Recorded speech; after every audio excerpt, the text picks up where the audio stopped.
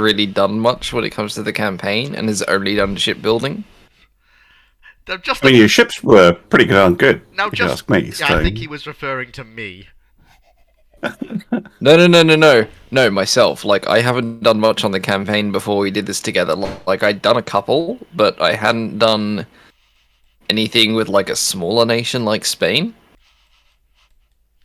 Yeah, Spain's a real challenge. I live for Spain. I live and breathe Spain in both Rule the Waves and UAD. So this is just my jam. Well, since this campaign, I've now fallen in love with Italy thanks to you guys, because I was like, oh, I'll try another kind of, like, smaller nation, and just, yeah, Italy's so much fun. It can be. This is very true. So, now that we are... I am now live on the YouTube platform that we all know and loathe. Mm. Good times. So, one thing I want to touch upon first is that I want to make kind of... if it'll actually let me. I'm not too keen... Well, first of all, I wasn't very keen on the move to... Or, look, the move away from the 5-inch gun for destroyers is my first gripe. Probably my only gripe. I moved to the 5-inch gun for destroyers for a reason, and the first thing you do, Rex, is you move away from the 5-inch gun. In... No, you're talking about the Novians. That was me as well. Yes, I started the trend of the 4-inch gun, and then I think Monroe followed it.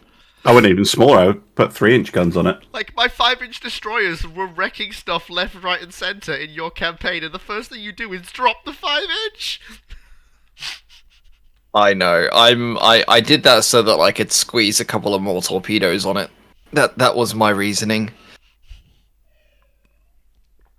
I like 5-inch destroyers, but I tend to find earlier on the 3-inch, because I think I had the 3-inch at a higher tech level as well. The 5s, you can just throw out so many shells that they'll clip a destroyer, enemy destroyer, cause some flooding, and then you can totally wipe them. And I tend to go for the 5-inch guns a little bit later. So I'd like to start, if I may, with my the ship that was for most of my tenure, the ship that I placed most of the duties of the Spanish Navy on. That is the so-called, by certain members of our trio, bathtub cruiser, the Purification class. I'm resenting you calling it a bathtub, sir. It is a glorious small armoured cruiser, and it showed its offensive power when Rex used it to blow up a pair of American light cruisers. Yes, no, the Purifications were actually very good. They were floating bathtubs, but they were good bathtubs. Yeah, nothing wrong with a good bathtub. Exactly. Also, I was only, like, when I say miffed, I am mostly joking, but mock enraged by some of what you said, Monroe. I was like low armor, like he's got low armor and rubbish. Like, I was sat there. Bear in mind, I'm watching this while I'm delivering pizzas for Domino's. Like, I was listening to it while I was driving around doing my job, and I was like, "What do you want me to do? I can't summon technology and a better holes out of thin air. I have to build with what I've got." You just open your front door and there's this guy in a Domino's uniform muttering about compound armor. Yeah, pretty much. To be fair to you, it is very hard to design. I rarely play 1890 to 1900, and the reason why I wanted to go first is it's where I'm at my best. Yeah, it's very hard to design actually good ships in that era, which is historically accurate as well. Well, the thing is, it would be better if they got rid of the rather silly cruisers have to start small, because armored cruisers of the 1890s were monstrous ships. They were huge. Yeah. Yeah. Yeah, like the second class battleship type first class armored cruiser that could be a second class battleship when it wanted to be. So yeah, I'm not sure if you're watching the stream, but I'm actually showing this off as well. So the Purification, in its final rebuilt form, we've got a pair of those very nice 9.2s that did good work for Rex. I never got to use the rebuild Purifications. The only Purification I got to use was the one owned by Egypt in the only battle I fought against the Austrians. the one engagement which ended up being a mutual kill against an Austrian armoured cruiser. That was quite something. Yeah, the Purifications they were a good stopgap.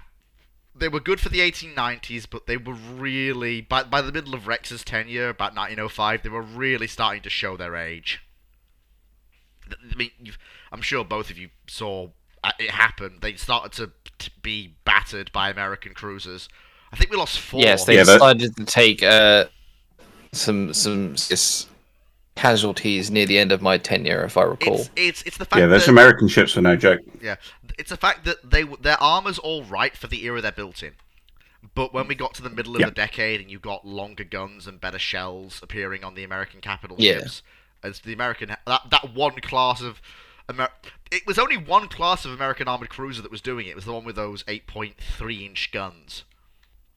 That one class of American armored cruiser just wrecked things. When the one time the AI actually got its act together. Yeah. Yeah, that one action just saw the... And also, I have a bone to pick with you, Rex. You just charged... Oh, no. You charged the... Were you suffering from Japanese syndrome? You charged the entire Pacific Squadron of the Spanish Navy into the teeth of an enemy squadron and were surprised Pikachu face when it got torpedoed. Yes. I charged in because at the time the torpedo range was at only 900 meters, but then I didn't stop charging and I forgot. I was sat there watching and I was like, he's not going to do it. Surely he's not going to do it. And I was like, oh, he did. Of course. But on the plus side, it saved us some money. The GDP the GDP of Spain got to good heights under me. Then Rex's near constant warfare sent it plummeting in the depths.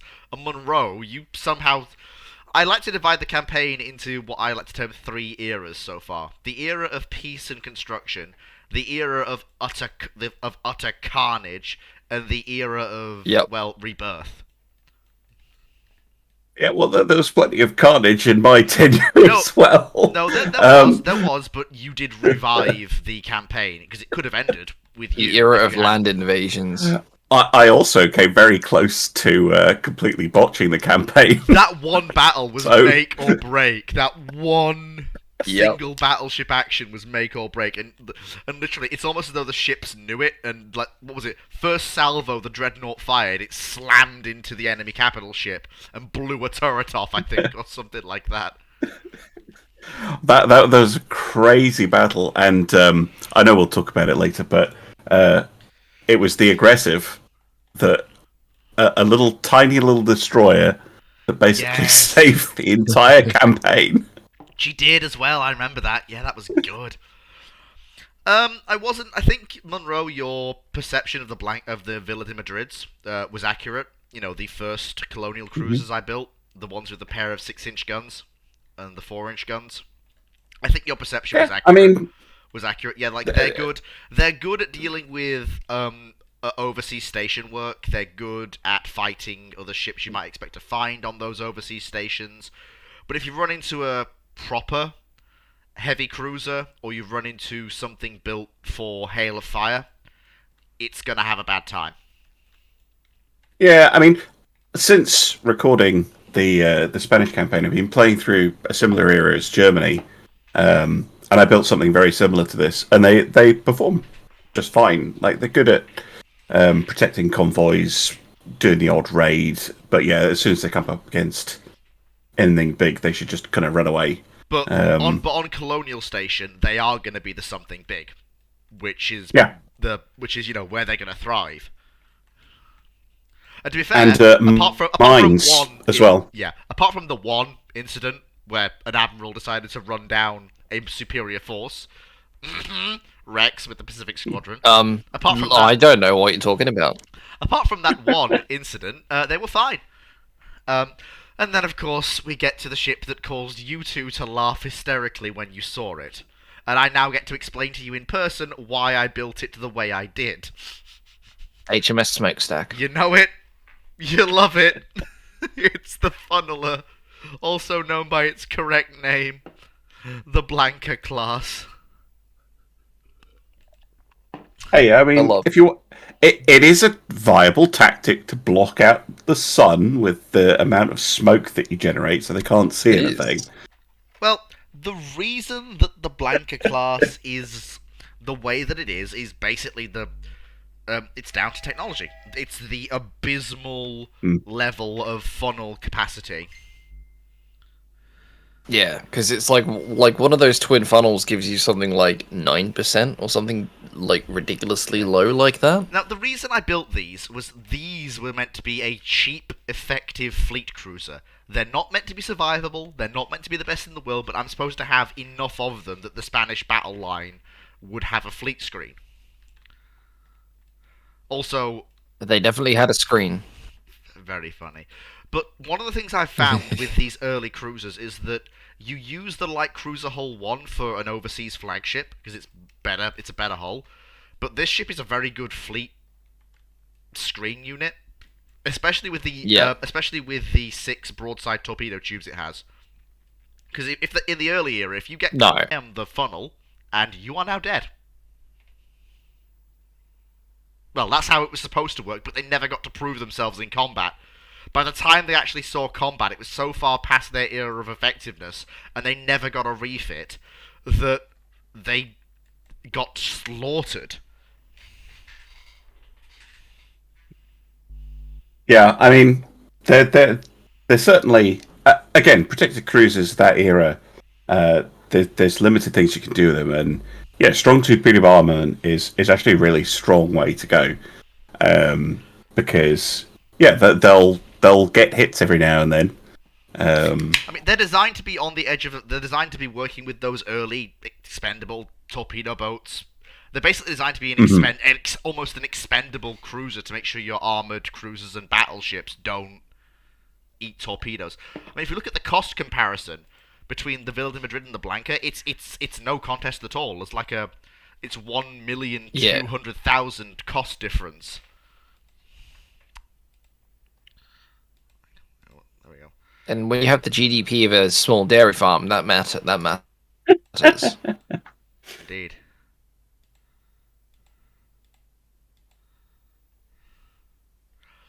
So then when we've got the Firme class, which never saw service with the Spanish Navy, as we all know. The Firme class only was exported. They did pretty well though in foreign service. Yeah. Because the thing that I found is, if you're building a battleship prior to you get Mark 1, Mark 2 9-inch guns, in order to offset for the abysmal, just the abysmalness of the guns of this era, you don't want to be building ships with 11 or 12-inch guns until you've got Mark 2s. And since you always get Mark 2 9s first, that's what you do. But if I'm going to build with Mark 1 guns, I'll use Mark 1 9s, because at this era, you're looking to get rounds per minute. That's what you're looking for. Yeah. But because I have Mark 1s and no fire control, I want 4 guns in a direction. I want enough for accurate salvo shooting in whatever direction I'm shooting, be it forwards, starboard, backwards, or port.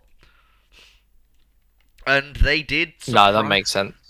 The only thing that got me about these ships was their somewhat anemic secondary battery, but I couldn't really help that because that's the hull I got dealt as Spain. Again, this is why I want the Pelayo-style hull. I want the ability to have the 4 guns on certain axes around the ship.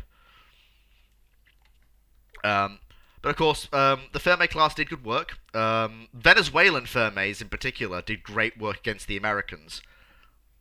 Yeah, they had a lot of fun with their furs. Like, I was fairly impressed with them, and I think I wanted to just say, Monroe, like, you were talking a lot about how weak the armor belts were for a lot of my ships. Again, it's the early period. I have barely any tonnage to play with. But also the armor penetration. Oh, I know. The armor penetration of these early guns, it's really not. Like if you've got a 10-inch belt of nickel steel, you're fine against most ships at decent battle ranges. Yeah, I mean, of course, I'm coming from the point of view of looking at it, knowing that I'm the date that I'm going to be taking over, and thinking, and I tend to, when I look at ships, I tend to think, right, is that a ship that I can see keeping to the end of the campaign? Like, is it a keeper, or is it something that has definitely got a limited lifespan? Oh yeah, like I will admit, I did build, apart from the ship we're going to get to that bears my name, all of my ships, literally all of my ships were built with the knowledge that they would be scrapped by the time you got them, Monroe. Yeah, and I mean that's just the reality of starting the campaign right at the start, because Yeah. the 1890 ships are, except in very rare circumstances, usually very out of date by 1910. So yeah, it's just part of the problem with those early designs is they're a little bit janky and they're a little bit weird, and the hulls are very restrictive, and the techs you have are very restrictive. If we want to talk about long-lived early ships, these are the capital ships we need to talk about. The Conde de Tolosas, they had very long lives, built in the mid-1890s and not bowing out until 1908 under your tenure, Rex. They had very long service lives for early capital ships. But it's because no, they ran yeah. Like it's partially because of the transition in role they had midway through their careers. When their successors were built, they shuttled off to stations in the Caribbean and the Philippines, where they gave sterling service. Yep. And the refits really helped their accuracy as well. They were actually semi-competent at medium range after the refit. I mean, of course, they got the Mark II 9-inch guns, which is why I transitioned to single guns, because with the Mark IIs, you've got good enough accuracy that you can sacrifice the double guns forward and aft. Mm-hmm. Yeah. I mean, I can see a ship like that potentially being in service even longer. I mean, Monroe, you talked about second-class battleships. Well, there one is. You know, there it is. Like, that is a archetypal second-class battleship. 19 knots and has 10 inches of belt armor on 10,000 tons. I'm quite impressed with in 1892. Also, she's quite a handsome-looking ship, actually, with the twin funnels and the step-down deck. I was quite pleased with that. Yeah, I thought nice design. Yeah. And then there was like a brief building lull when I basically got no new hulls, I got no new kit. I wasn't really building anything for a period, apart from foreign orders, which I kept building until I realized I had to stop. I was like, it got to a point in 1896. I was like, okay, I have to stop building ships for my allies because I need the dockyard space for my own. I've made that mistake playing as Spain as well, where you go, oh, foreign orders, yes, of course, and then you realise, oh, I need to, I can't keep doing that. What was your diplomatic strategy at the start, Fleet? Basically, I didn't really have one. I knew that I needed a good period of peace to set Spain on the right path, but I didn't plan on it being the near full decade that I got. I knew I didn't want to fight the US early. I knew that was not something I wanted to do. And I knew that if I wanted to fight anybody, it was going to be the Austrians or the Chinese, which Rex ended up capitalizing on, but never got anything out of the peace treaties, which annoyed me somewhat. Stupid peace treaties. I'll notice the Infanteria... How dare people want peace? Yeah, I built the Infanteria Teresas myself, but they never got refitted under my tenure, but we will very quickly touch on them in their final form in 1907. Sure. So this is the final form of them as Rex gave them over to you, Monroe. So again, fairly Yep. capable armored cruiser, quite nasty armament. Two twin 9.2-inch Mark IIIs, very very nasty guns for a ship of this size. Fairly Yeah. well armored. 6.7 inch of Krupp, which I think Rex made the right call keeping these in service. And from what I remember, they did take a fancy to chewing up Chinese armored cruisers. From what I remember, They did. yeah. So I left a solid ship for Rex to build on, but their career doesn't really, like, none of the ships we've talked about, apart from perhaps maybe the Condor Italos, had standout careers, as in did anything worth the notation. Even the four. I'm actually going to skip over these ships with 4 6-inch guns that I built because they really didn't do much of anything. They got involved in a lot of fights, but I can't remember them killing anything apart from some helpless merchantmen.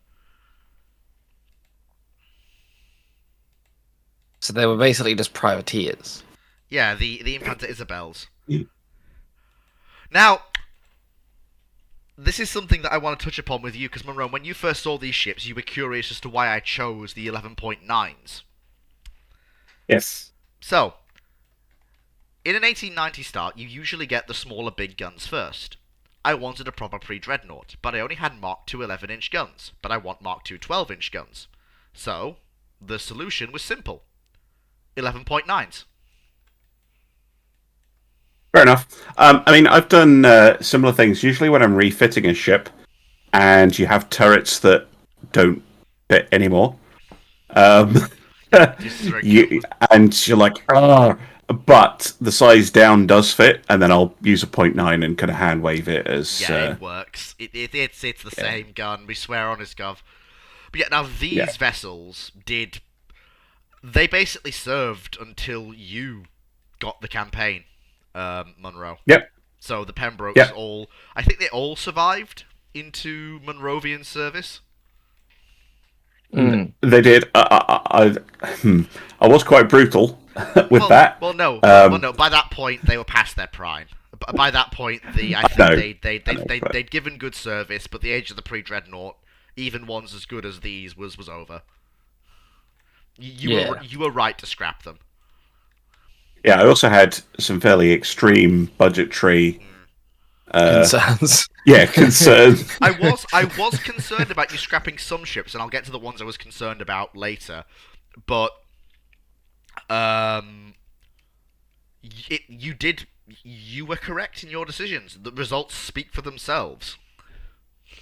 It was risky. I knew that at the time that I was scrapping very deep and very hard, and also if some I'd had very recently constructed vessels.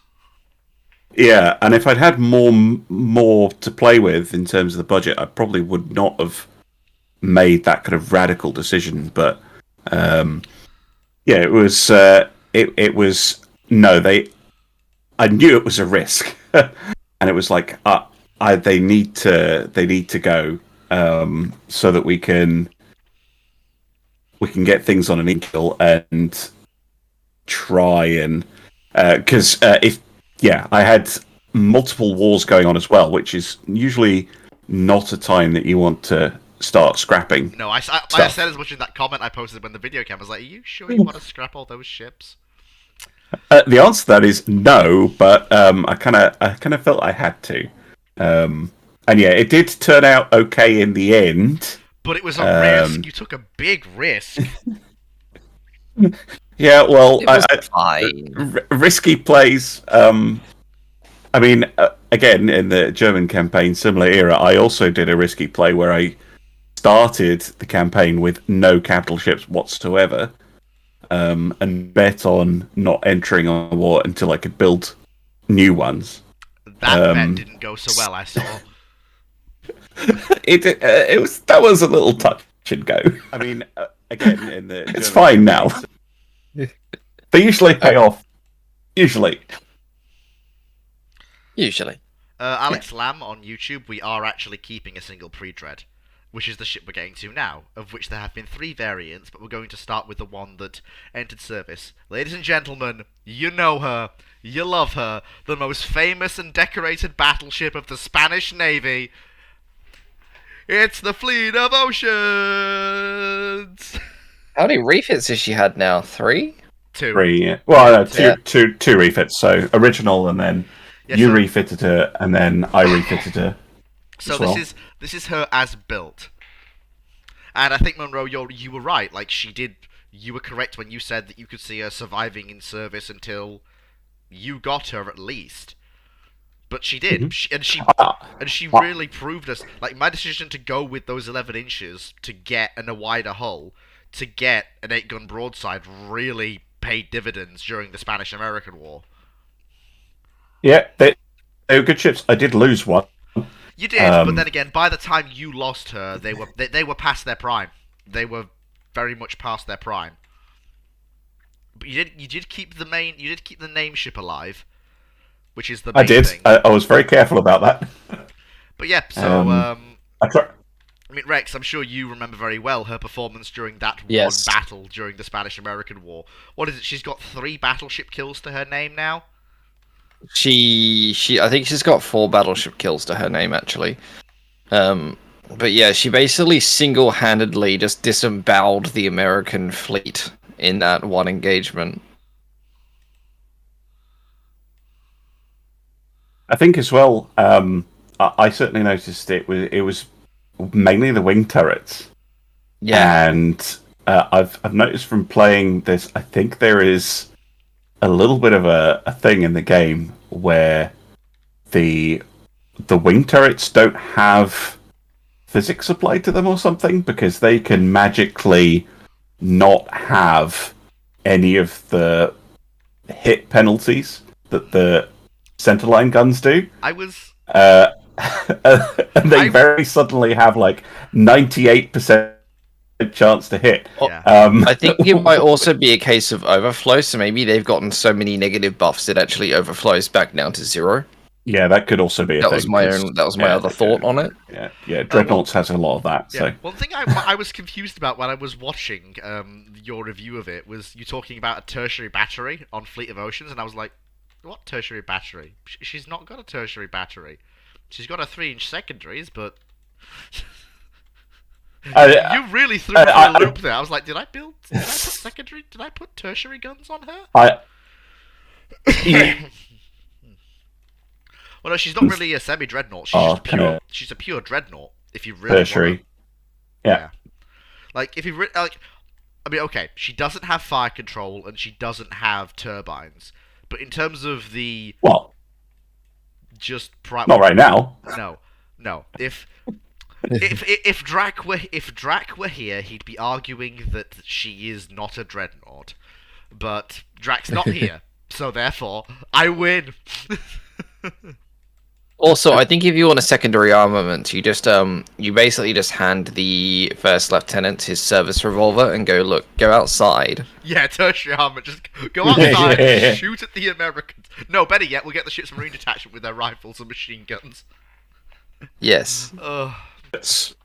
Like, I'm really looking forward to taking over again, but this is just a nice recap on... So during my tenure, like, in terms of now that we've covered most of the ships of my tenure, there's not really much to discuss, in all honesty.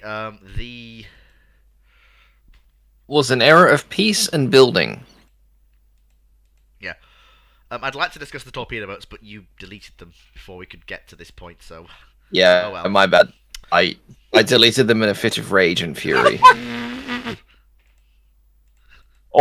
To be fair, it does also stop your minor allies from requesting them. Yeah, that's the other reason why I did it, because they kept, like, Venezuela every turn was like, can we have 5 torpedo boats? Can we have 5 torpedo boats? Can we have 5 torpedo boats? No!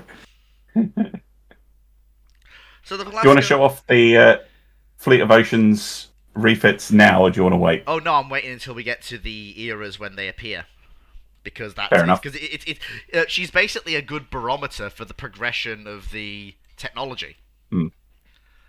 Cool. So the last ships I built were the Velasco class. Hmm. Um, Oh yeah, they were the two 7 inches, weren't they? yeah, I expected great things from them and was utterly disappointed by their performance. I don't think this is a ship type or class or style of light cruiser I'll ever build again because I was utterly disappointed by their performance in Rex's campaign. That was no fault of Rex. He used them right. They're just terrible ships. I think Yeah. it was a case of like their guns are too big and they just couldn't get shells downrange fast enough. Like if I could give them double sevens, they'd have been fine, but I couldn't. No, I'm trying to remember when you unlock double turrets for light cruisers, but it's fairly late. We've got a bunch of new cruiser hulls for lower tiers, so I think we might be able to have better early cruisers. But That'd be nice. yeah,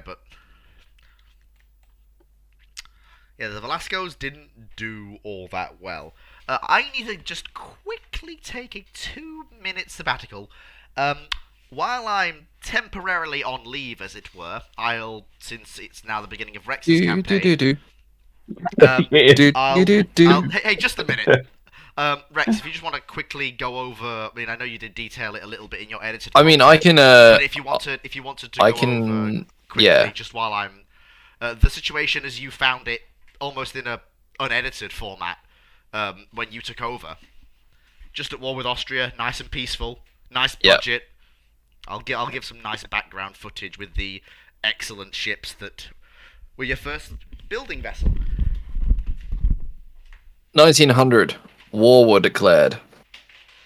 Basically, I think like Austria had declared like I think it was like a month or two before I took over, and I was expecting a pretty decent war with Austria because they still had a fairly sizable fleet, and I think I capitulated them in 3 months because there was essentially just one battle where I sank like a pre-dreadnought, and then another battle where I sank another pre-dreadnought, and then that was it. And they're like, okay, we're done now. Austria can be a bit of a pushover because they only have one sea region with ports, and if you steam a fleet up into the Adriatic there and smash them, then You can blockade them. Yeah, instant blockade, and Yep. they tend to give up quite quickly.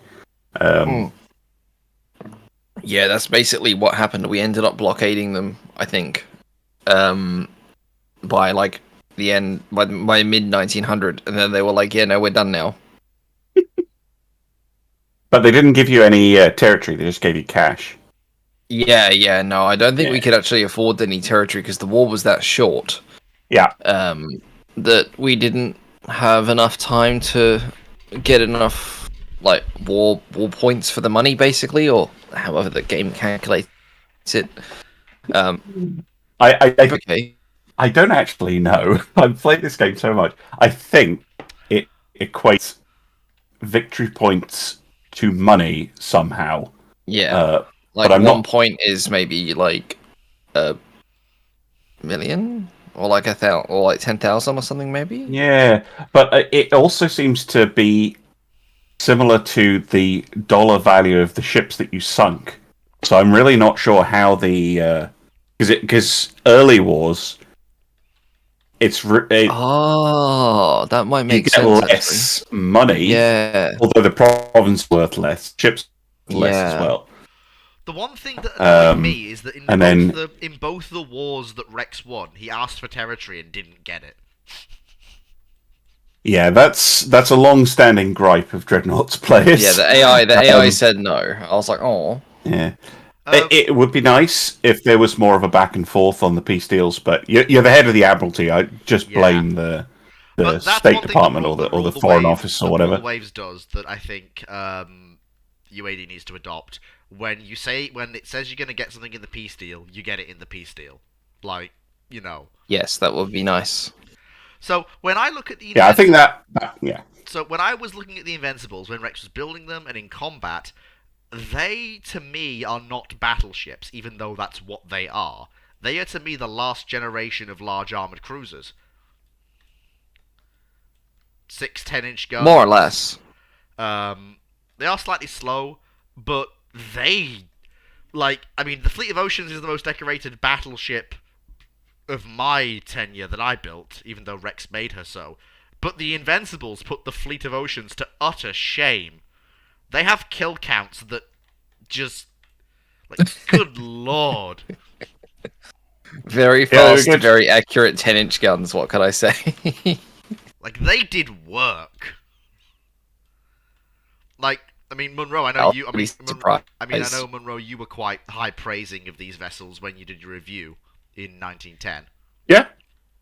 Yeah, and they did perform quite well, especially once I started pulling them back from the Philippines and that. They really came in extremely... Didn't Invincible destroy a fleet of 20 ships by herself? Yes. Yeah, I did lose. I think I lost. Did I lose one or two? I did lose a couple, but they came in when I really needed. I think building stacks of enemy ships. I think building them slow and tanky was a massive benefit, Rex, because they could take hits that would put other Spanish capital ships down.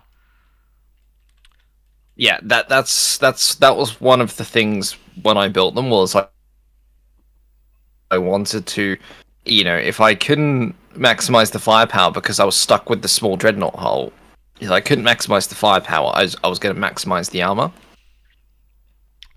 The one thing I'm annoyed I didn't get, I think.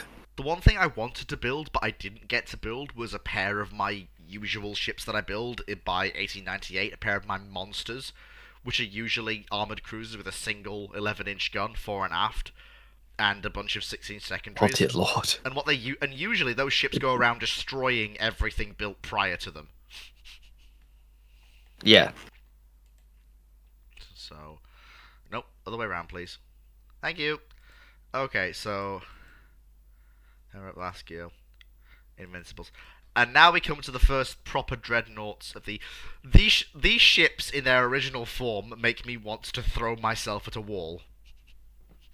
I know why you did it. I can understand why you did it. It doesn't make me any less unhappy. Oh, the original iteration of the España? Yes, I don't like the we're totally wing turrets, we swear gov, honest, don't check. Yep. They had fairly unremarkable careers from what I remember. They had atrocious accuracy in their original form. Yeah, it took a Monroe rebuild to fix them. Yeah, yes. I was going to say, I saw. I mean, it's a vaguely as I understand it, the real Hispanias also had this kind of weird on echelon. They did, but it was a proper layout. It was a proper on echelon layout, not this quite frankly ugly arrangement. But I kind of saw where you were going with it, and yeah, after a refit, he did perform quite well. I mean, I'll just show that off. Because but after a refit, they became proper.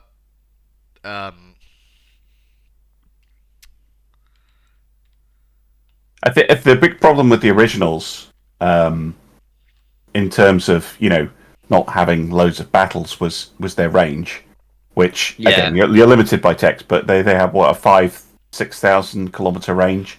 Yeah, it's not very far. The low range on the Fleet of Oceans didn't stop them getting into scraps. Good lord. No, but for some reason it seemed to stop the Hispanias. It did. That's very but true. Yeah, when with the refitted ones, they see with the refits they look like proper. They look like proper. See, now that's better. That's much better. That's much better. That's what we like. I know. So Rex told me when I took over the save, refit the Hispanias, Did he because actually? Yeah, Yeah, I literally said refit the Hispania for the Yeah. love of God. because you'd built them with, I think, Mark 1 12-inch guns, was it? Yeah, these are And Mark 2s. No, sorry, these are by Mark the time 3s. and by the time I took over, I had Mark 3. So they went from Mark 1 to Mark 3 guns, and I got your blessing to change the slightly weird armament to a more conventional one.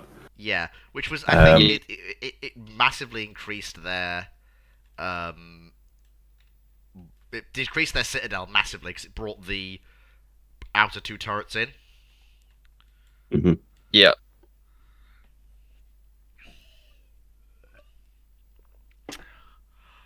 I mean, they were for Spain's. Well, they weren't Spain's first dreadnought. That was the Fleet of Oceans. But for Spain's first, what Drac would term proper dreadnought. If I say his name 3 times in a row, he's going to turn up. And I know he's back from the United States.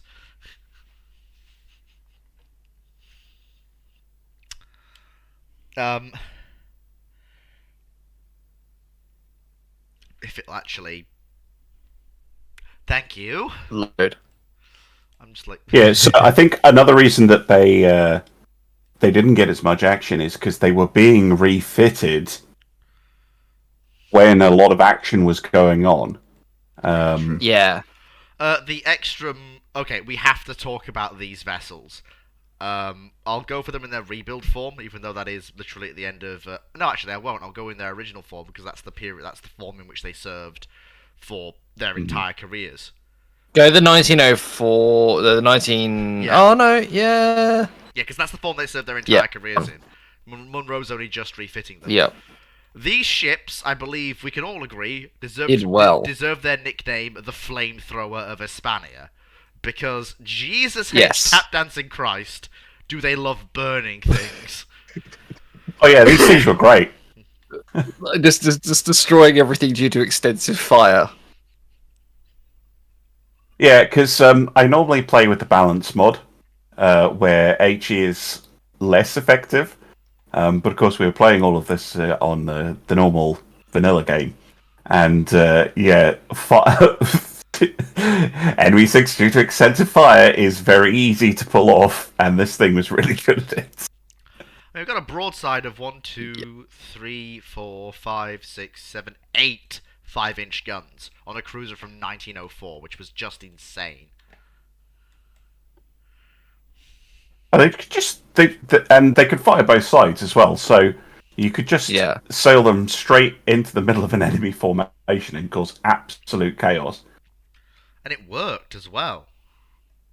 Oh yeah, they were really good at cleaning out enemy destroyers, torpedo boats, light cruisers, armored cruisers, heavy cruisers. Battleships. They could, yes, they could, and they could and did annoy battleships as well. No, really handy ships. We have a question. Oh, do we? We got a question in chat. Discord chat. Do we?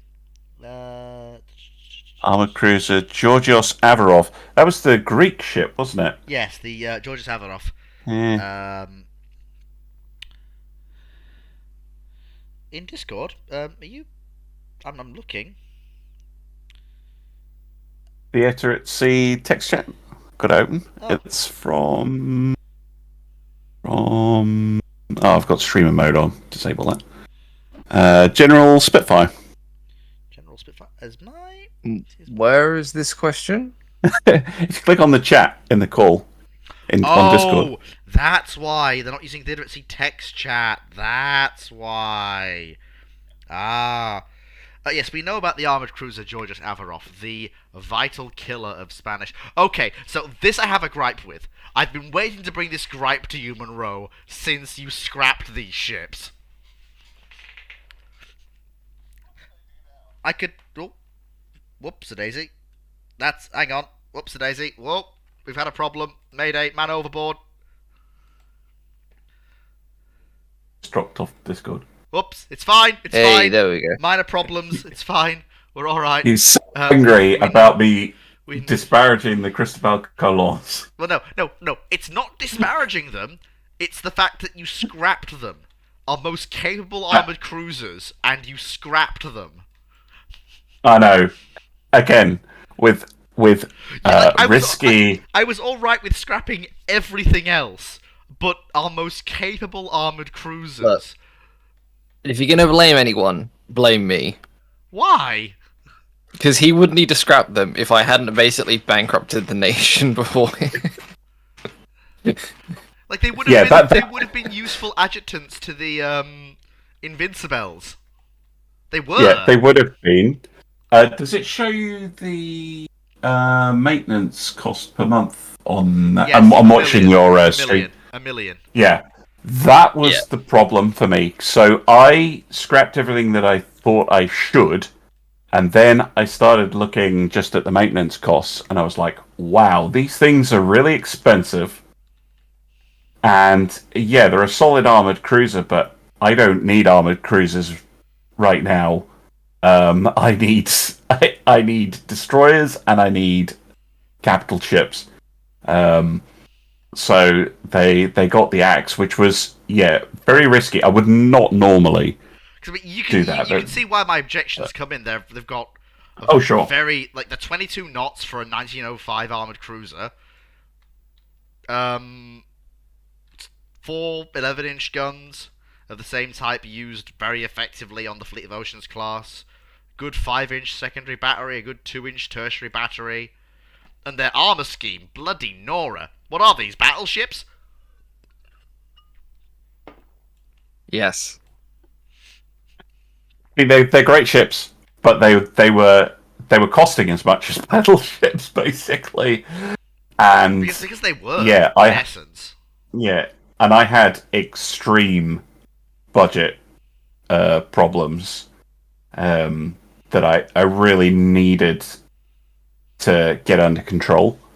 Even then, it was touch and go with the economy, and I think if I had kept them, good ships though they are, I think I would have been in a lot even more trouble than I was. Fair enough. There is a point to be made there. So, Cristobal Colons, they cover the Extremadures. Now we have to cover the first super dreadnought of the Spanish Navy, and I think Rex, you did well here. You constructed a very solid super dreadnought battleship. Pity you couldn't. Yay! I did something right. Well, you did. Well, to be fair, it's hard to find fault with any of your ships, really. But Except for the Mark 1 version of the Hispania. Yeah, but by the time we got to these vessels, you had the right guns, tech, everything else. They came out very well. I just didn't have super firing tech. No, you had. To be fair, you gave them super-fired four-ring gun. Super-fired four-ring? Four-ring? Four-ring? That's not a word. Four-ring? That's not a word.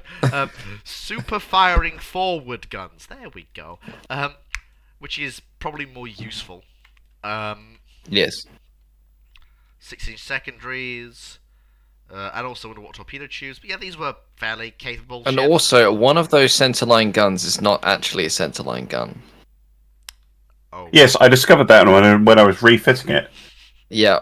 Because I only had the tech of 3 centerline guns, so I just took a wing gun, held down shift, and put it in the middle. Wow. Sketch shipbuilding in Spanish yards. But I don't remember these ships doing, from my watching of the playthroughs, doing too much. I think their biggest... I'm willing to let you two take over, and if you two remember any exploits these ships did. I think... Well, watching Monroe play, I think their biggest contribution was purely their hull tonnage for naval invasions. Yes, they were very useful at that. I did lose one, I think, but they were solid in combat. Didn't you lose one to that whole like range found BS, or was that one of the Hispanias? Probably both. No, that was the sister ship of Fleet of Oceans. She died to the range found. Oh, yeah, that's yeah. right. Yes.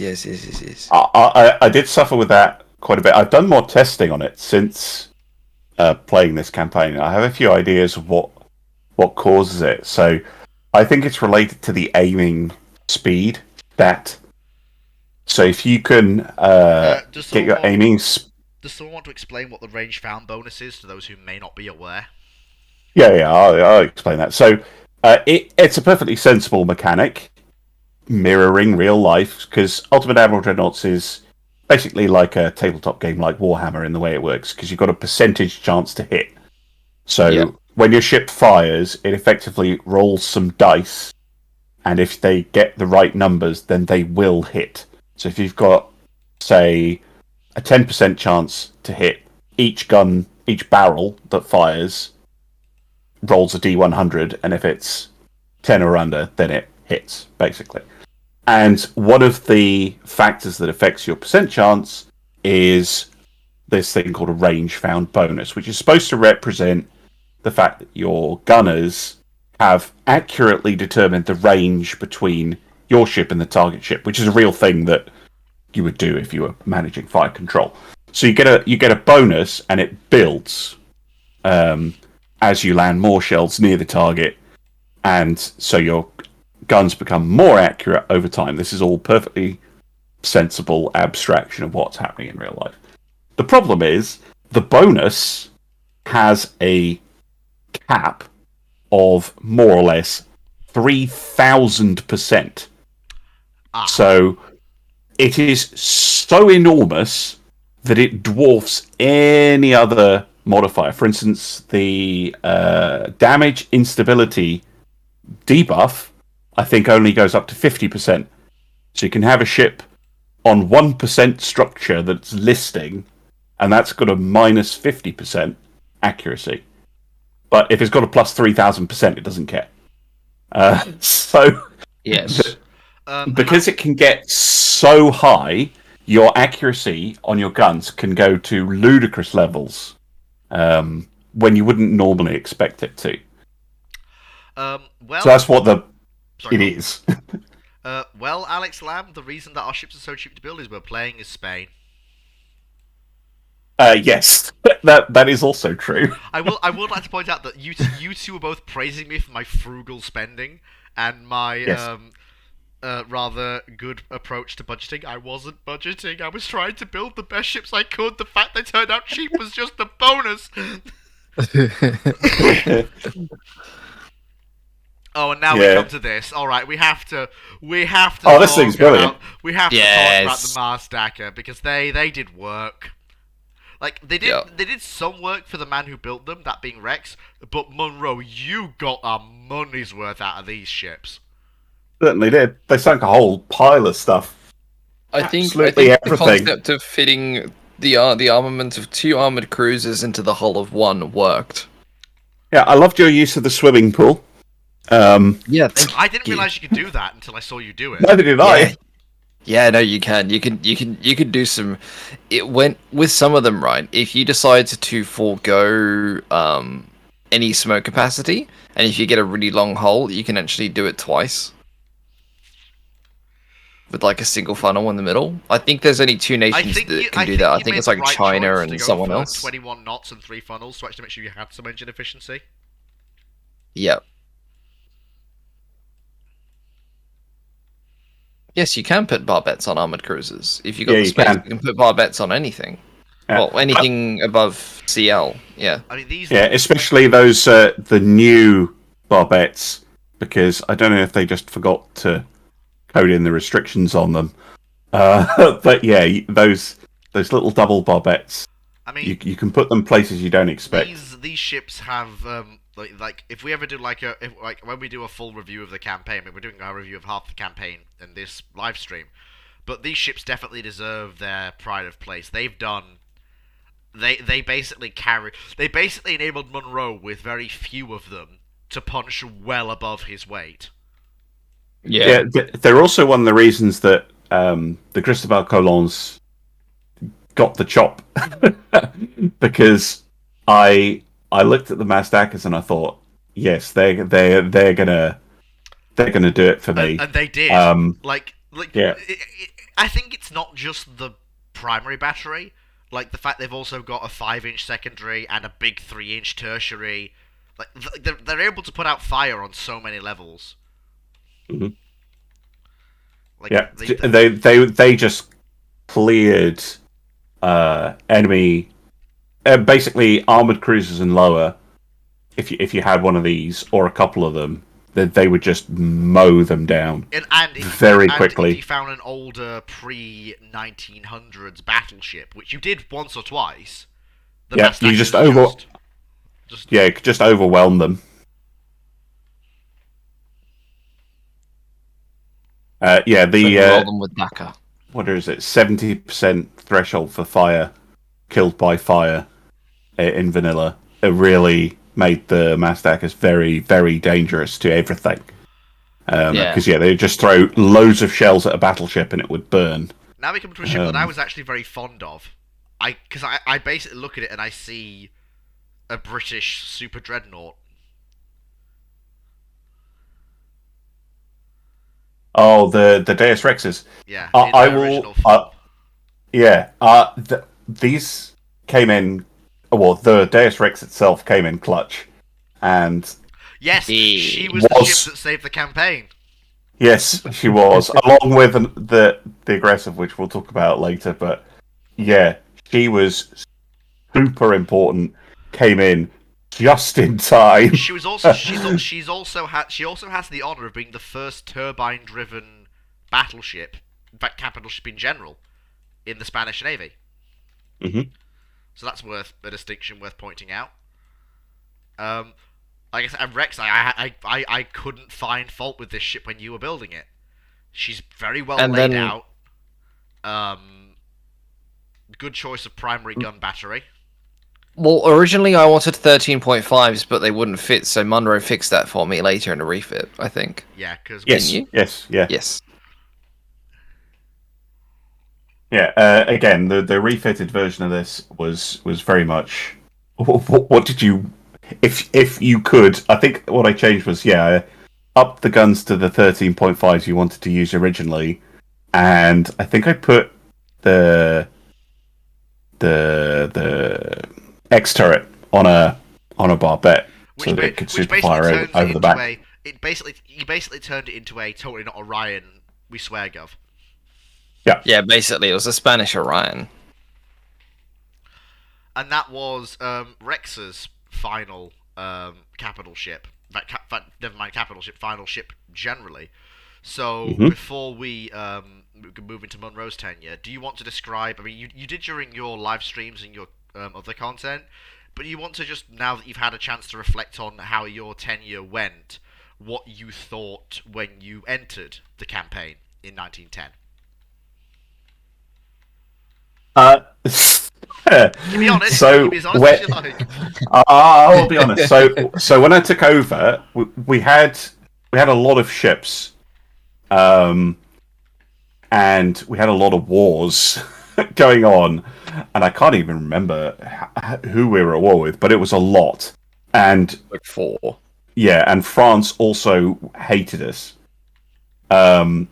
So there was a lot coming our way, but the biggest problem I had was the economy, because we were deep in the red. We had some naval funds in reserve, but our GDP was really suffering, and we had a nationalist government who, in the vanilla game, had, and still do, because if you're on my save, I think, have a minus 25% GDP hit. Well, does the rebalance mod fix that? It's from yes, it lowers it. It's from the Nationalist Party, but I have had a look, and if you just check here, our GDP is the fastest growing on the planet. Yes, Nationalists or nothing. So my plan was, right, if you can't grow the economy in peacetime, basically, if you've got the nationalists in, with just what we have as Spain. So I was like, we need to start going aggressive, and we need to start taking stuff. That was basically what I was thinking. Before we get into that, I would like to point out that Rex did add some key portions to the Spanish Empire. He added West Africa and Mauritania, and also Morocco, which was a very vital province to get as Spain early on. We got very lucky with that we rolled, conquest against Morocco. Mm-hmm. It's a pity that Rex didn't manage to get. What was it? You were sent in. You were going in after. What was it? Puerto Rico? Yes. It's- No. It was something. It was something very nice that we wanted. Oh yeah, Costa Rica, and we didn't get it. That's right, yeah. We got Nicaragua, but we didn't get Costa Rica, which was annoying. I like, because literally, like, as I watched, I was like, yes, the Reconquistador of South America begins now, and I was like, oh, we failed. But yeah, so Monroe basically took us from just this, and basically said, you know what, Italy, I'm taking your stuff. Do not resist. Yeah, so it was like, right, we're all Italy. Let's just go smash them up and take Sardinia, and then I was like, right, we'll go take Sicily. And in terms of the ships, we were losing a lot of transports. That's the one thing I have to gripe with you, Rex. You turn transport production down during wartime. That's just a big no-no. Money. So yeah, part of my problem was money. So I very quickly started building the Nervians, which I can see you're hovering over. So we'll give these ships a look over then. Like, I was following your campaign, Monroe, as best I could, but I will admit that yours was the campaign I know least about overall. That's fine. So I was like, right, we're losing transports, a lot of transports, and our destroyers were okay, but they weren't plentiful. Yeah, I will admit the 5-inch gun destroyers were a conscious decision to build the best destroyer in the world at the time, seeing as it was the first destroyer in the world. But while it did create a good gunboat destroyer, it didn't create an actual destroyer. Yeah, and so we just needed a whole pile of them. I think I built like 40 of these. Like I was just like, we need a lot of destroyers, and that was why I went on that huge scrapping binge. And yeah, I came up with these guys, the Nervians. I will so admit, 3-inch guns. Yeah, I jumped the gun when it comes to 5-inch guns on destroyers. These are actually accurate destroyers for the 1910 period. Yeah, and special mention goes to one of these, the aggressive. Because, yeah, I was in a lot of wars, and the US was the biggest problem because they decided to send their fleet over to blockade Spain. And that is a huge problem for Spain because your GDP is not big enough to survive that. So our GDP was maybe like 2-3 turns away from hitting 0 and the campaign being over. Yep, and they had one fleet sitting off Mallorca. And I remember watching this with bated breath on the live stream. Do or die. And those American battleships had proven to be very nasty. They'd sunk those few ships. Those were the Americans' first dreadnoughts, weren't they? Yeah, and they'd sunk. I can't remember, but they had sunk a few of our like bigger, better ships that we had, and the Deus Rex and some other ships, including the Aggressive, which was one of the Nervians, showed up, and the Aggressive was able to go right up to one of the American battleships and torpedo it, and it got an ammo debt that completely destroyed the ship. It just absolutely destroyed that American ship, ended the blockade, and completely saved the camp. And that was really the turning point.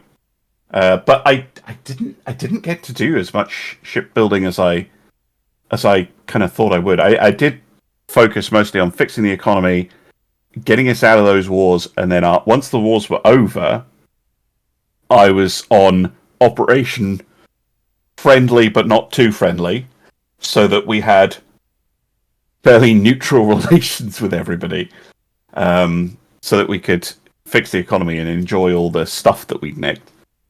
So yeah, the Nervians were good. the Plutons, and I think I built 2 of these, and the second one is the one I decided to make my flagship. But yeah, they were very similar to the Rayanas, but just slightly updated. I mean, it was an amazing battle, and it was for the fate of the whole So campaign. cool. I mean, and now we've got the first battleships of Monroe's tenure that he built, which were the Plutons, which were basically the Deus Rex Machina, but minus a turret and much more well put out, as in well arranged.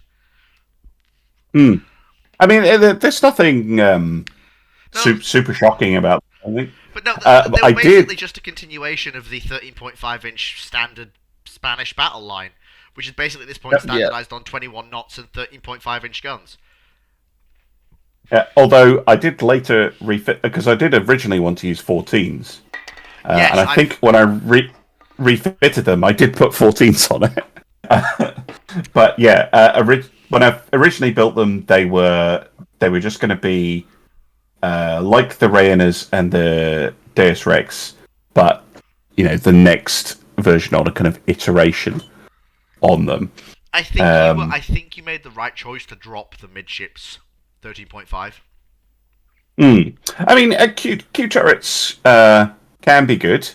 It depends on the hull, and that one I thought, standard ABXY is fine. They really fit. Yeah, the Plutons did get 14-inch in their refit, but nothing else changed on them really. Yeah, and then I was quite surprised that I got a period of peace. There was. Yeah, because you renamed one of the Plutons to be your. I did, yes. Yeah, but okay, I have a bone to pick with you about the Lavias. All right. Now, when they're laid down in 1916,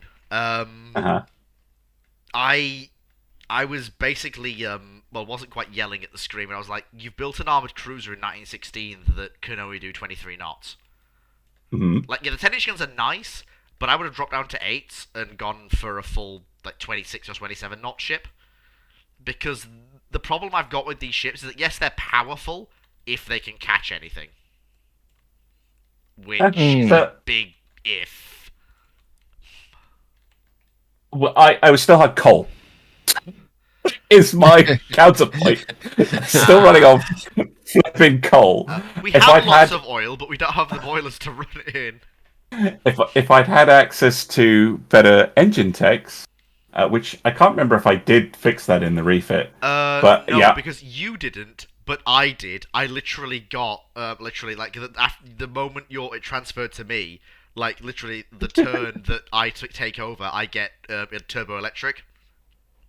Oh, okay. Yeah, you didn't have it, but I do. And there's one last destroyer that you built, but it was basically a repeat with minor changes of the previous one. But now it was. I've got something to show you. Rex has heard about this ship, but he's never seen it. And Monroe, I've been deliberately keeping you in the dark about this one, Monroe. All right. You wanted to review it live, do you? Yeah. I designed this vessel the first, when I was just messing around, but I decided to keep it since it was just good design. Behold, the Queen Elizabeth class battleship. A new battleship for a new era. 15 inches. 27 knots. 8 15-inch 42s. Yeah, 8 15-inch 42s. So proper British 15-inch 42s. 4-inch. So is this a case of the Spanish stole? Yeah, we stole the QE. We stole the QEs and made them 2 knots faster. Okay, first of all, it's a very nice ship, but good grief, the price. Oh no! I basically plan to have one of these. I basically plan to have 2. Okay, good. I plan to have 2 of these as flagships.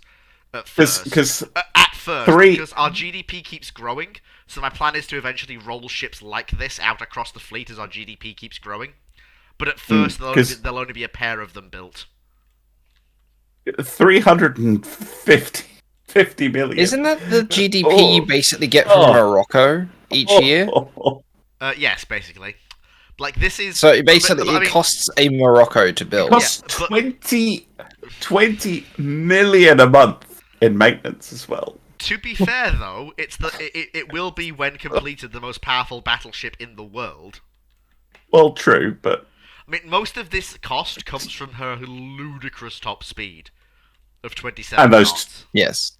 turbo electric engines are very expensive.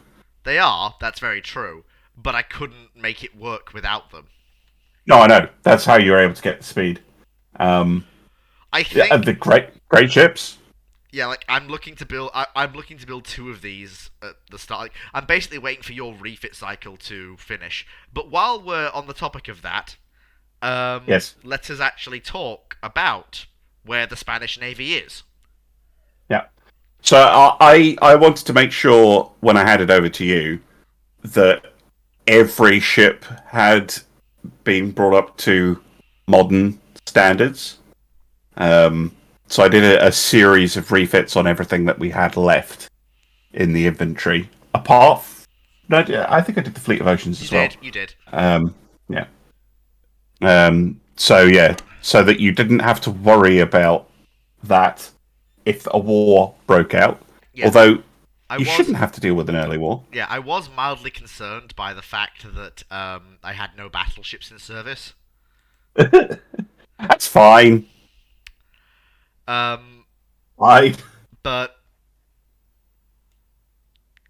yeah, the Nervon Fleet Magelli is just basically they're just additional upgrades to the previous class. But yeah, research-wise, I think I've inherited a really good position. Like, I wanted to build the QEs with 16-inch guns, but I looked at the 16-inch and then looked at the Mark 215s and I went, no, the 16-inches suck, the Mark 1s, no, I will not. What I do want to focus on is I want to focus on gun layout. I want to get triples. Mm-hmm. Because that will be hugely important going forwards. Turret mechanisms. Yeah, I'm also throwing a lot Yeah. of weight into cruiser design because, to be blunt with you, our battle cruiser hulls suck. Yes, I know. Yes. I really wanted to make my flagship a battle cruiser. That's what I was talking about in that last stream. And every single time I got a cruiser tech, which I had focused for like 8 years, it was garbage. Absolute garbage. Why do you think I've built the Queen Elizabeths? Because, like, if I can't have a battle cruiser, I will have a flipping fast battleship. I do not care. Just throw all the money at it. Yeah, because one of the things I've noticed throughout our campaigns is we've either been dominating the enemy, or in both of your campaigns, there have been battles where single, very capable Spanish ships have run into more than they can handle. And every time we've lost capital ships, it's been because they couldn't run away. I want to change that. Yep, and in the 1920s, you do finally get the techs that let you have fast capital ships. At least when the battlecruisers' hulls don't absolutely suck. Yeah. I think we've done rather well. I am noticing a disturbing number of submarines appearing out of British yards, which is... Yeah, I can't remember. I think I know that the Nervians didn't have depth charge racks, but I can't remember if the second destroyers that I built did have them. I think that might have been why I built them, to give you some ASW. But I genuinely don't remember if I put them on, because we do have depth charges. Yeah, I think Yes, there we go. Yeah, I think it was mostly for ASW. Yeah, on the Nervion Philogenias. Yeah, they have. Yeah, I depth keep charges. forgetting submarines are a thing because ever since And like you about refitted a the month or so Nervions ago. to have them as well. So yeah, so we're all right. Oh, okay. With depth charges. Yeah. So the Spanish Empire, you did a massive benefit for us by seizing Algeria, Tunisia, but of course the real prizes here were Western Sicily, Sardinia, and Corsica. The fact that you managed to seize those 3 was a huge benefit. One thing I have Uh-huh. noticed, though, I want to point something out to both of you. I've been looking at the British Empire. I am honestly, once our capital ships re-enter service, I'm tempted to have a crack at pushing the British out of the Mediterranean. Yeah, do it. I mean, Do it. the only reason I pursued my friend's policy was because we were in such a precarious state Oh when no, the war completely. ended. Um, One thing I will notice is that France is on the verge of no longer being a threat because northern France has fallen to the Germans. well, you say that in my German campaign, that didn't really stop them. Weirdly, they what they tend to do is they push into Italy. They'll try and take northwest Italy. Why does France have Um, have a GDP twice the size of Germany? I Oh, know. Germany's at war. That's why. Yeah. Hmm. Yeah. Yes. Germany. Oh, have you seen that? Oh, that war. Oh no. Oh no. Oh God. Poor Germans. Yeah, but they're about to be allied to like the British and the Soviets. I remember Monroe. You got into a battle against I don't know who it was in the North Sea, and you got a Danish battleship, which was a Japanese Yeah, I did. export. And that, like, I literally hurled. I almost physically threw up looking at it. I was like, Yeah, that thing was terrible. that was just even a Fleet of Oceans class, despite its age, would have been better off in that situation than whatever the hell that thing was. Pretty sure that's the one where when I think I did lose it for them, and I Oh, was it like, died. oh well, Yeah. I did them a favor. It was terrible. Oh, hello, I'm doing Soul. you a favor. Nice to see you. Um, I so just before we move into, I mean, if you two are willing, before we move into somewhat general questions about the campaign, Mhm. do you two have anything you want me to focus on? Anything you Uh, would well, Going like me to bankrupt do? Spain. No, I kind of wanted to leave it in a decent state that you could kind of do what you want. I think having a crack at the British is a good idea. You could probably easily take Gibraltar, Malta, I Cyprus. think now is the time. They Um, might have big tonnage, but their actual numbers of capital ships is they have battle cruisers which we don't have. In fact, I think they're the only nation that they're the only nation that have battle cruisers. they've only got 8 capital ships. We It's have not. yeah, we have we have 6. Admittedly, one of them is the Fleet of Oceans, which I'm probably going to shuttle. My plan is to keep. I want to keep the Fleet of Oceans the first alive the entire campaign, even if that means shuttling her off to Equatorial Guinea and leaving her in limited, just and only reactivating her in times of war. Um, but I think she'll have to. I think she will have to serve one last war against the British. Yeah. The fact that we've surpassed. Oh my God, the British are invading China. Just all right, yeah, sure, that makes sense. Advance into Tibet, that's. Having played Britain, that is almost certainly doomed to fail. Well, yeah, of course it is.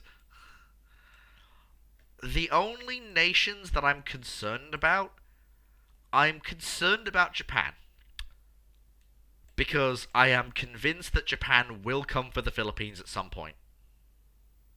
I don't know when, Yeah. but I'm concerned they will. That's why we're friends with them. Are we? Yeah, we Sleep. have positive relations with everybody, Oh yeah, so we do. The only person we but don't not is the too, Austrians. but not too positive, because that would be bad.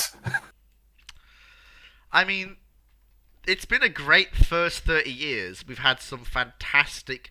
I mean, the Caribbean was the blooding of the Spanish Navy. Like the Austrians were a walkover. I'm Rex, if you remember. Like they capitulated what? Yes. Like after another battle. 3 months. But the Caribbean was the blooding of the Spanish Navy under Rex. Just massively so. Yeah, I pulled most of our forces back to Spain. So you'll probably find that there's not much out in the Caribbean at the moment, and there's not a lot out in the Philippines either. Simply because I needed to pull everything back to try and break that blockade that Yeah, the Americans imposed. So totally understandable. our current well, our force disposition is most of the navy is in and around Spain itself at the moment, Yeah, there's apart from a bunch. destroyers. I'm going to have to do what I always do, which is concentrate the fleets in Barcelona and La Coruna, and then I'll Yeah. redistribute them across the world, as I usually do. I am happy to keep those ships out there; they're fine. But I do want to concentrate most of the forces at home. Um, the it's gonna be an interesting. I mean, you watch. You watch. I'll be trying to start war with Britain. It'll never happen. I'll have another 10 bloody years of peace. You watch. Yeah. And I'll hand off to Rex a fleet of super dreadnoughts and fast battle cruisers. Oh, don't worry about the negative monthly balance that you inherited. That is No, I simply saw. the Yeah, cost of it's doing the the refits. Yeah, it's the refits. I saw. Um, no, it's not. It's not just the cost of refits. It's the cost of refits plus shipyard development. Yeah, But once which I am. once that's done, we'll be fine. Yeah. Does what was I gonna say? What was I gonna say? So yeah, where was it? Yes. So we have the Deus Rex Machina Mark II, which was like we can see Munro did a massive refit plan. Mm. For all the capital ships involved. She finally got her 13.5s, and she looks much better off for it. Oh, I didn't mount the rig. Oh, I remember now. I was trying to mount X on a barbette, but I ran into weird errors when I tried to do it. It Yes, kept I saying that remember. there was like no mount or a part, or I was in it was just cursed. So it still has the the X and the Y just flush on the deck.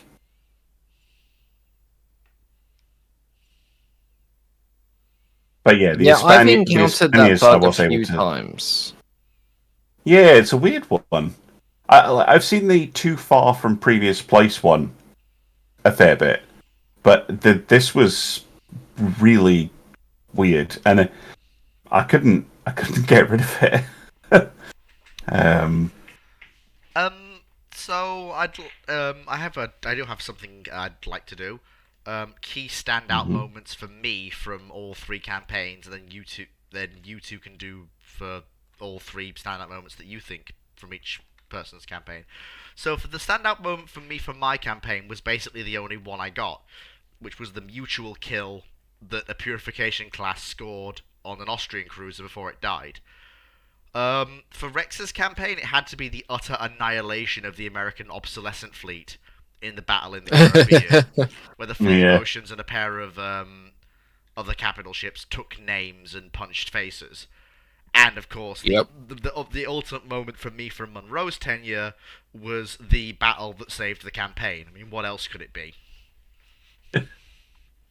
Yeah, I'm probably going to agree with all of those. The aggressive, who has a slightly extended moniker now. If you check the Oh fleet yes, tab, you did give her um, an extended moniker, didn't you?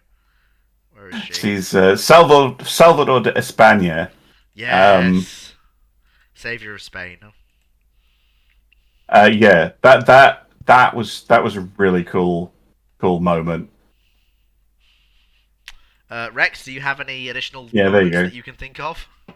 Oh, okay. So Yeah, I guess for Fleet's campaign, it would just have to be the mutual kill. But Nothing much I could happened in also, my campaign. well, I can also say the highlight of your campaign was the fact that nothing also went wrong. Mine was boring, but it was also stable. Yes, smooth and steady wins the race.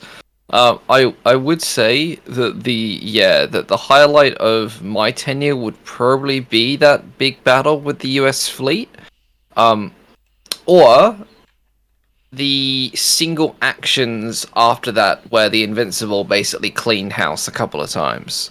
Because she had a couple of decent single actions where it was like her versus like a destroyer ambush or something like that, and Like Invincible seems to take exception to the fact that destroyers existed in her vicinity. yeah, her secondaries just decided, you know what, you die. It wasn't her secondaries, remember? Well, and her She mains. Yeah, she just turned her primaries round and said, "No, you don't exist. I will fire one 10-inch round and a destroyer will die." And I think my highlight from Munro's campaign was, I would say, the battleship fight, but there was also an engagement where, like, the Mazdakas utterly annihilated everything in its path. Oh, I remember that. And I was That just was giggling good. watching that. That was a fantastic engagement. It was just so satisfying to watch them annihilate everything in their path. Like, Yeah. like Monroe's faith in the Mazdakas was thoroughly rewarded. I think. Hey, it's orky thinking. Like, Exactly. I think you made 100% the right choice. Actually, I've just realised the Mazdakas didn't get a refit.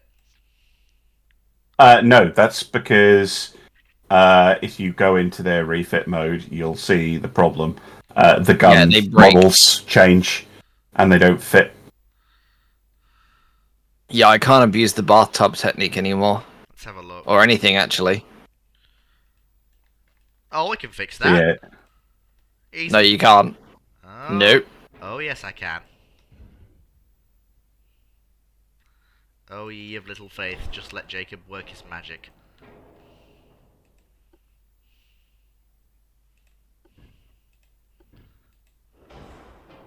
Oh, yes, I can! Yeah, but then now there's no forward bridge. There is? Oh, maybe there's like a 10-second lag on my end. There is, yeah, there will be. Which I can actually then... I'm laughing because I've done this myself. Oh, no. I wonder. Oh, I know! Easy solution to this problem.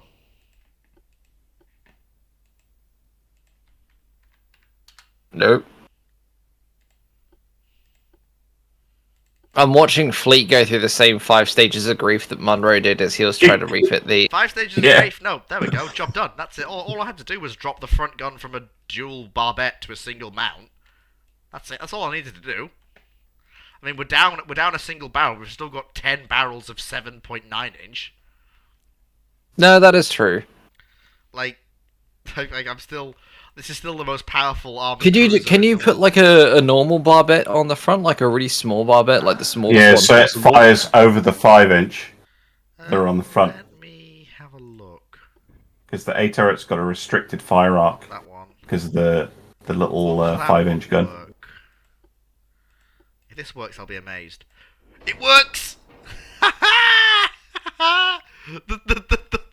The tall gun looks down on you. Do not disappoint it. I shouldn't be laughing as hard as I am about that. Look, he's just like, sir, we can't see where we're going. This is the forward gun. Who cares?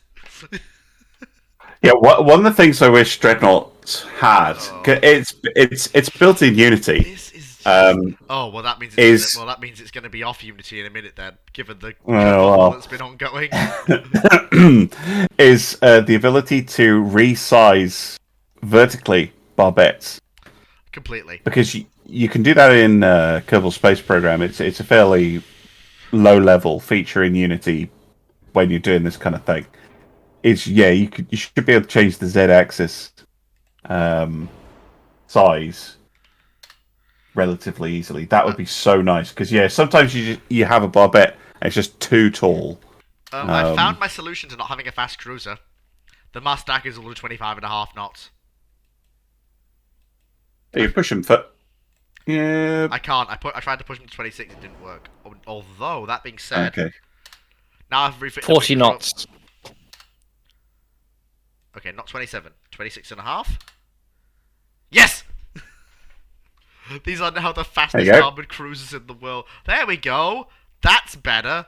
Now the Mars Daggers will be the fastest armored cruisers. Oh, the engine efficiency. I have a solution, Jim. I just took it off a bicycle tire. So these 20. Is that a little triple? Ooh, I wonder. Oh, please tell me. Will that work? No. All right, fine. We'll go with Plan F. If this works, it does. Because those two twins get me more funnel capacity than the triple funnel did. Although I wonder, hang on. Big think time. Oh please! Oh no!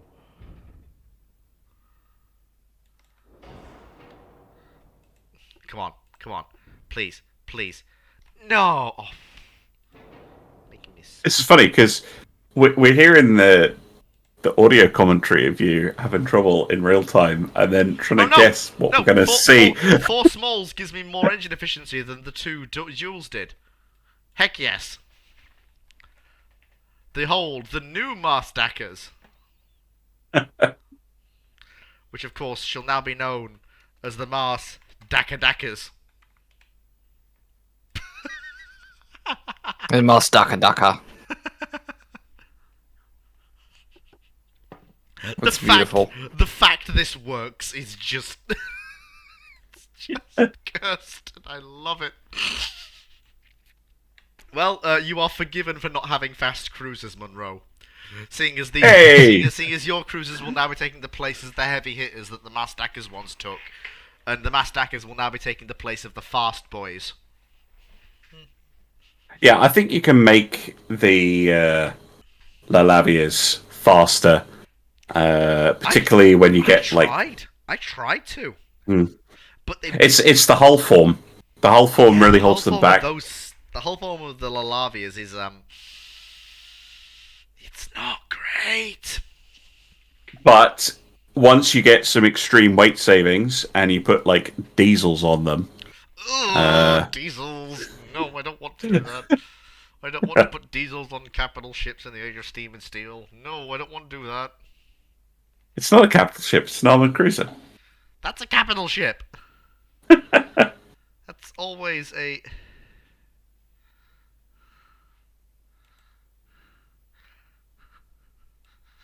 It's fine, it works. The one thing I did do with the one thing I am annoyed with the Lalavias is the lack of secondaries, which I will. Yeah, again, I fixed that was a weird. Oh, it's really easy. You just use singles. The 5-inch guns call out to you. Look at that. 5-inch guns per broadside. Yeah. The turbo electric drive. Just like the cleanness of it. Because those 10-inch, are they Mark 4s? Yeah, they're Mark 4s.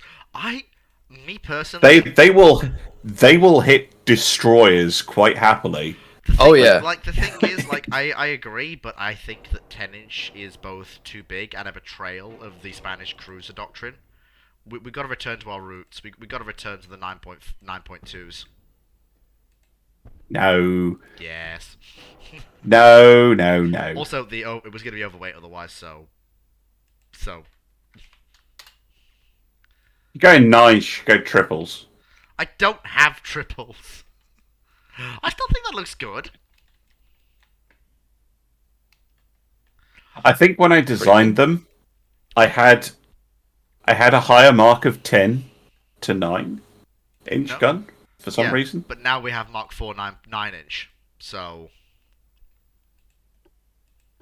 The problem with 10-inch guns, and also to be fair, 11-inch guns, Monroe, is that they're in this weird place where they don't have the hitting power of 12-inch, but they don't have the rate of fire of 9-inch and below. So I know, yes, and I agree historically. However, practical experience that I've had, particularly when I was doing the US campaign, and I built the Detroit class, which had 12 10-inch guns. Those things wrecked everything. Absolutely everything. And that was a Cordite campaign where I was running triple base eventually. They had triple base super heavy 10-inch shells, and they absolutely smashed everything that came near them. They were monsters. And yeah, you think, 10-inch gun, that's kind of in that awkward medium ground, but if you put tube powder super heavies on a 10-inch, that will kill small battleships. Oh no, I and battle don't disagree cruisers. that by the time it comes round to you again, the 10-inch gun will be viable. But at this point, when we're in the 1920s, That's why I can't they're really. still Mark IVs. No, They're Mark I IVs. agree, but look at the rate of fire difference. Like, All right, it's like the 9.2-inch can get nearly 2 rounds a minute. The 10-inch is down to a round and a half a minute. around a half a minute's fine. This is 1.2 or better. It's fine.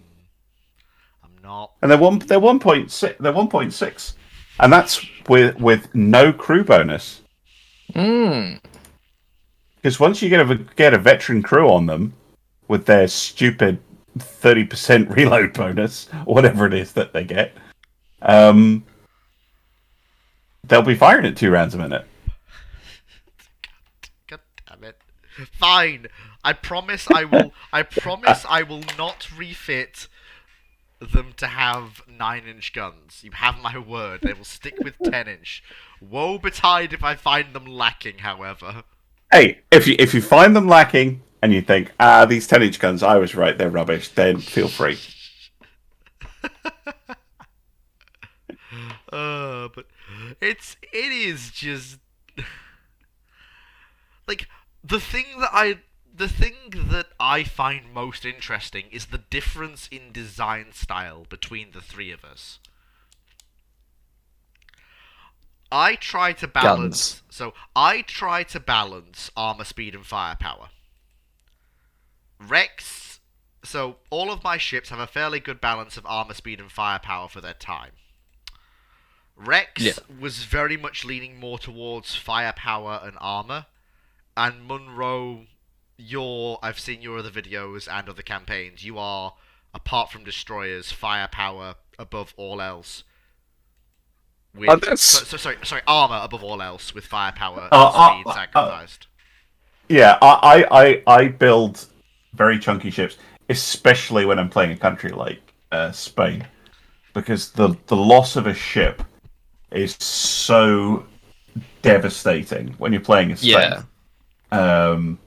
That I tend to build very heavily protected ships. I mean, you're basically looking at a return to form with the Queen Elizabethas, for me. Because the Queen Elizabethas are a balanced 1920s design. Armor, speed, and firepower. But because they're... Point out, you could build 3 Plutons for the cost of 1 of those. You could, Let's just looking at the prices. No, this is true. But we're going into the 20s. We'll be looking at fighting ships that have 14, 15-inch guns. And can go 23, 24, 25 knots. I want to make sure... Plutons have got 14s. They do, that's true, but... Mark 3 14s. Yes, they do, that's very true. Mm-hmm. But I want to make sure that Spain is not just keeping up. I want Spain to be ahead of the game. It's the same reason I built the Fleet of Oceans class. I didn't want Spain to just have another pre-dreadnought or a semi-dreadnought. I wanted Spain to be ahead of the rest of the world. And with the Fleet of Oceans class, as Rex will attest, we were ahead of the rest of the world. The Americans didn't know what bloody slapped them in the face till the first 11-inch round blew one of their turrets off.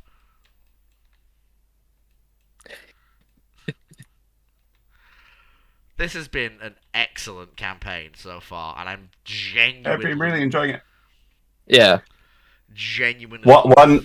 Sorry, go on. One worry I have is when 1.4 goes onto the live branch, Will it? we're not going to be able to keep playing it. I know we can't. I told Rex we could backdate, but I was looking at no, we can't backdate. Sadly. No. Really annoyingly, they don't let you choose the version. I kind of wish they did, because I'd probably still be playing 106. But yeah, you can't back the version. You can copy it, like you can copy the exe, but getting it to work with a campaign with the saves, because it's a nightmare. The save locations are in a weird place. They are, as we all found out from this experience. I mean, when that comes, we'll basically have to review and call it there, I suppose. I mean, alternatively, there is always the option to, given that 1.4 is entering its second beta, we've got what, a month, if that. Well, I mean, it's hard to tell. It could be out as we're talking for all I know. It could be out tomorrow. It could be like surprise. Yeah, because it is out on the beta branch. Yeah, that's the thing that's got me worried. Like, that's genuinely concerning. Oh, we'll just play it by ear. We'll see how she goes. Yeah. Well, one thing. I mean, back in the days when I used to play the betas, one thing I used to do was to just restart the campaign on whatever year I'd gotten to. Yeah, so, we could always do that. Yeah, we could just say, hey, we're just going to start in 1920 or 1930 or whatever. That would work. And start again. Yeah, we could magically lose all of our colonial holdings. Yeah. That's the thing that would gripe me. Alternatively, if we don't want to do that, I suggested Spain this time, so I'll take any suggestions of mine off the table. So, of nations that you two would suggest for a campaign from 1890, as either of you two got any favourites? Australia. Austria-Hungary's quite an interesting one. Ooh, I would be down, especially with the new, smaller cruisers that we get in 1890. It would make my 1890 starts even better. I think a Mediterranean power would be fun, so like either Austria-Hungary, France, or Italy. I think we've played hard mode with Spain. I think it's time we played slightly less hard mode with Austria. Well, you could play it on legendary difficulty. I think we do need to up the difficulty. Well, I would say up the. Oh no, 100% up the difficulty to legendary, 100%. And if you'd be willing, would we want all three of us to run the balance mod? Because I've fallen in love with that thing. I would be pro balance mod. I've never played it, so I think I will. Dude, I don't know. Game changer. No, what I was going to say is, I think I'd be more than happy to try it. Also, it means, because basically, I think I found this out for you, Munro, but basically, Munro's been doing a campaign where he's got like 2,000 player-made designs. Yes, and like half of them were made using the balancer mod, which is why some of his weren't loading in. Yeah. That's another problem with 1.4 is I'm going to have to ask people to send them all in again because all saved designs are going to get wiped. Oh. But there's another wrinkle with 1.4. I know Admiral Snackbar will bring out a balance mod, but one of the things... The mod will be broken. Yeah, and he'll update it, but we'll be fighting with like updates, mod update, mod update. But one of the things that I wasn't quite sure about with 1.4 is they've lowered the maximum armor you can fit on ships, in general. I think it was a necessary feature. I think because like you were having armored cruisers running around with like battleship levels of armor, you were having light cruisers that could resist 12-inch shell fire. Like it's but damn, what was this? Sorry, give me a soft limit. Oh, sorry. So in 1.4, they have lowered the maximum armor you can fit on certain classes of ships. Oh, That was my reaction, and I have been learning how to mod. So I will be releasing a version of the balance mod and a vanilla mod that just keeps the limits as they are in 1.3.9.9. Just because I don't mind a soft limit. I kind of wish they'd stolen what the Naval Arms Race mod did with armor, which is, I mean, if you look at the Krupp options you've got in the shipbuilder there, if you look at how actual armor is, it's gobbledygook. Yeah, because pretty much. It's weird. the better armors weigh less and are more effective, which is not how steel works. All the armors really should have the same weight. They shouldn't get that armor weight reduction. It's just not how armor plate works. yeah. The improved strength, yeah, that makes sense. So I think they realized that ships were too heavily armored, and they're like, right, well, we'll just lower the hard cap.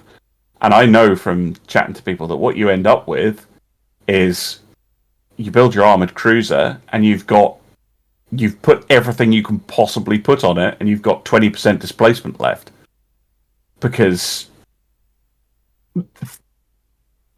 they haven't rebalanced everything around it. So I will probably suggest that we run it with the current armor caps rather than the new ones.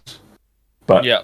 that's just my personal preference. You don't have to arm your ships up if you don't want No, to.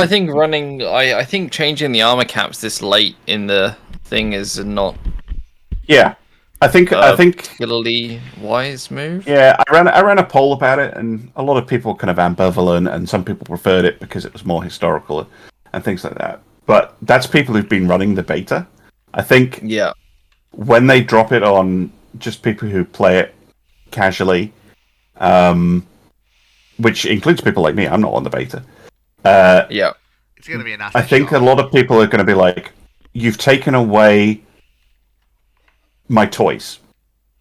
You've taken away an option." And I'm all for soft limits, like the way the speed limits work now is much better than it used to be.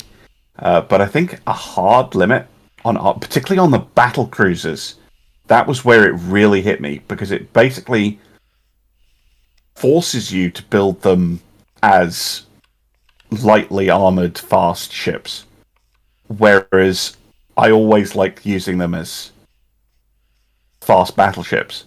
I think they should have implemented it as like a switch where you build a campaign and you can pick whether or not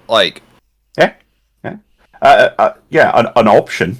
You can either Yeah. have sandbox armor or you can have historical armor. historical armor. That'd be good. Yeah. I mean, I'm all for. And, I think it should have been like Rule the Waves, especially in regards to battle cruisers, where a battle cruiser, whether it's a battle cruiser or a battleship, is dependent at first on. It's basically dependent on speed, not armor, but it's also dependent on year. So in Rule the Waves in like 1907, if you have if you have a ship that has guns bigger than 12-inch and speed higher than 25 knots, it doesn't matter what armor it has. Sorry, pardon my French. It's a battle cruiser. Yeah, that's how the British, that's how the Royal Navy kind of defined it. But it keeps stepping up as the years go on. So when you get to the 20s, it's a ship faster than 30 knots with guns bigger than 16-inch. And it keeps getting bigger. Because, as the years go on, the battle cruiser becomes less and less viable, and the fast battleship takes its place. Yeah, they basically merge Yeah. the two concepts. But what annoys me is I never built I call them Fisher style, but No, I agree. I the never build a battle cruiser with big guns, 8 inches of armor, fast ship. I never built those. So the result of bringing an armor limit in on those ships means I will just never build them, and I think that's a shame. So The only reason I'd stick with the existing limit, I did mess around with it. I did discover that you could just turn the armor limits off completely, and you could put whatever you wanted on them. Which, whilst hilarious to try and put 1,000 inches of armor on a destroyer, does cause the game to crash. Yeah. Because Yeah. the AI will try and armor its ships up so much that it can't put anything else on, and the auto design fails. Yeah. But I think, given that the designer is currently able to cope with the current limits, if we have a balance mod with the 9.9 current limits, which are high, but they're there. That. Yeah, I agree with that. Yeah. One thing, Alex Lamb has made an interesting suggestion for if this Spain campaign is killed by 1.4 for a nation, which I'm willing to agree with. I think it's a great idea because it's my other go-to, Qing China. I've done that on Legendary as well. It's a challenge. No, look, gentlemen, us three took Spain from 1890 to being. I'll just go back to the campaign view. To being arguably the most powerful Mediterranean fleet power. I will happily charge the Chinese cruiser screen into the Spanish cruiser squadron. Also, I will point out that the Chinese 1890 designs, especially with the 1.4 hulls they're getting, will be my they're jam. fun. They'll be my jam. The biscuit tin turret battleships will sweep the seas. We'll have to have a thing where like we have to keep some of them in active service so we can actually use them. Like we can do the same kind of flagship idea. Yeah, like Monroe comes around in 1910, looks at the biscuit tin cap, and is like, "What the fuck is this still doing?" The big problem with China is your army logistics value, because you will basically get absolutely wrecked on land.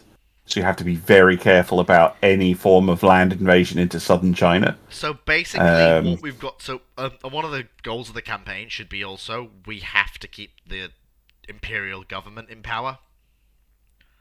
Yes. We shouldn't... No communism. Yeah, no communism, no republics.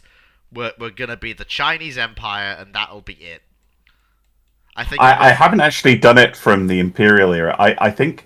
The last time I did China, I chose... Was it 1920 that start? Which is really difficult, because... Yeah, you've lost a lot of territory. Basically in complete chaos. You've lost a load of territory. Yeah, you don't have Formosa, you don't have a whole bunch of other stuff, and it's very difficult. It's fun, though. Yeah, like, Imperial China is actually...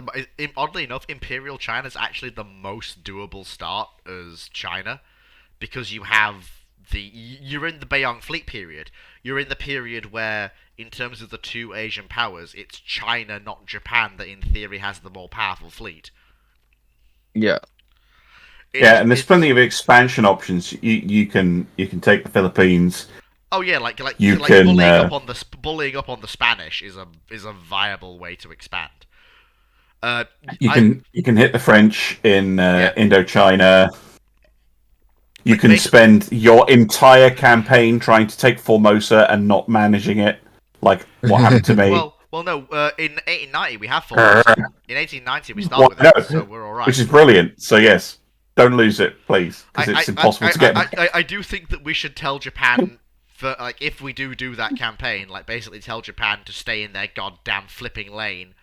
That they are the upstarts, we are the masters, and we will take your island from you if you don't sit down and shut up. Yeah, you can take Okinawa relatively easily off Japan, because it starts with a pretty small port on it. I mean, in terms of... We do have good oil production, I've noticed. Like, we actually have... Until you look at the population and look at their barrels per pop. Unless you get it to underflow, which is hilarious. I think I managed to do that once. It underflowed, and I was making 1 million barrels per person or something stupid. In terms of oil production per capita, we have the highest. but that might What are not. they on at the moment? 28,000. We produce 461,000 barrels per capita. It's ridiculous. Yeah, I'm pretty sure that's an underflow. That seems so wrong. I don't think it is. I think we've got the most oil producing provinces in the Yeah. world. But We have conquered a few, population. yeah. Like, Oh, I'm afraid I need to go because it is Yeah, 8 o'clock it's and I need. daytime really? for you, isn't it? I'm moving house and I need to pack boxes. Oh, Jesus. Good luck with that. Honestly, I was going to call it here anyway because we've basically discussed everything we need to discuss. And I'm. so for those of you who are waiting on it, I will be adding this live stream to the playlist. But expect videos on the Spanish Succession game sometime in the middle of this week, when I will attempt to guide Spain through the 1920s, and inevitably get ganged upon by the British and annihilated. Don't fuck up. Yeah, I won't. Thank you very much, folks, for coming. Take care, and we'll catch both of you on the flip side. Goodbye, folks. Yeah. All right.